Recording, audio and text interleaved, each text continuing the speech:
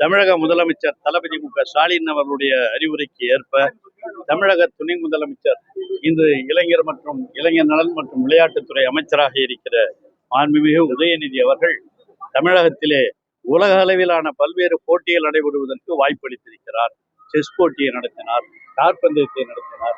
அதுபோல பல்வேறு போட்டிகளை உலக அளவில் நடக்கிற போட்டிகளை எல்லாம் தமிழகத்திலே வரவழைத்து நடத்துகிற ஒரு பெருமை நம்முடைய தமிழகத்திற்கு உண்டு. அதையெல்லாம் மீட்டி தந்தவர் தான் நம்முடைய தமிழக துணை முதலமைச்சர், நம்மளுடைய விளையாட்டுத்துறை அமைச்சர் மாண்புமிகு உதயநிதி ஸ்டாலின் அவர்கள்.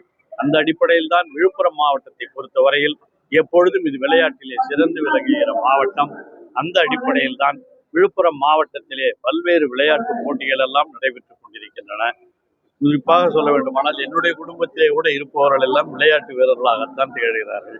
என்னுடைய மூத்த மகன் டாக்டர் கௌதம் சியாம் இங்கே ஹாக்கி அசோசியேஷன் தலைவராக இருப்பவர் வாலிபால் பிளேயராக அப்பொழுதிருந்தே செயல்பட்டு தமிழகத்தினுடைய வாலிபால் அசோசியேஷன் செக்ரட்டரியாகவும் இருக்கிறார்.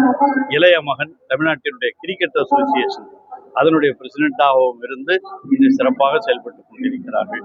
ஆகவே நம்ம ஒவ்வொரு குடும்பத்திலேயும் நாம் கல்வி பயில்கிற பிள்ளைகளை எல்லாம் அவர்கள் விளையாட்டு வீரர்களாகவும் ஆக்குகிற முயற்சிகளிலே தமிழக முதலமைச்சர் அவருடைய ஆணையின்படி எல்லோரும் சிறப்பாக விளங்க வேண்டும் என்று குடும்பத்திலே இருக்கிற பெற்றோர்களுக்கெல்லாம் என்னுடைய அன்பான வேண்டுதலை இந்த நேரத்திலே தெரிவித்து, கல்வியும் அதே போல கல்வி பயில்கிற பொழுதே விளையாட்டும் இளைஞர்களிடையே வளர்ந்தால்தான் அவருடைய மனம் தளர்ச்சி அடையாமல் சிறப்பாக வளர முடியும் என்ற உணர்வோடு தமிழக முதலமைச்சர் எடுத்திருக்கிற இந்த நடவடிக்கைகளுக்கெல்லாம் இந்த விழுப்புரம் மாவட்டத்தின் சார்பாக என்னுடைய உளமார்ந்த நன்றியை சொல்லிக் கொள்கிறேன். நன்றி.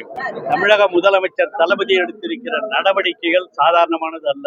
அவர் தான் இந்த திட்டத்தை நான் கோவையிலேயோ மதுரையிலேயோ அந்த மாதிரி மெட்ரோ திட்டத்தை கொண்டு வர வேண்டும் என்று சொல்லி இருப்பவர் அதை நிறுத்தி வைத்திருக்கிறது பிஜேபி அரசாங்கம்.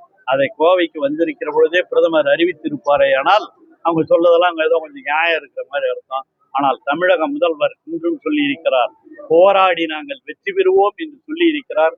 அவர் வெற்றி பெறுவார் என்பது நிரூபிக்கப்பட்டிருக்கிற காரணத்தினால் இவங்கெல்லாம் முன்கூட்டியே அதை சொல்லிக் கொள்கிறார் தவிர வேறு ஒன்றும் அல்ல. தமிழக முதலமைச்சர் தளபதி அவர்கள் நிச்சயமாக எதையும் போராடி வெல்லக்கூடியவர் என்பது தெளிவாக தெரியும்.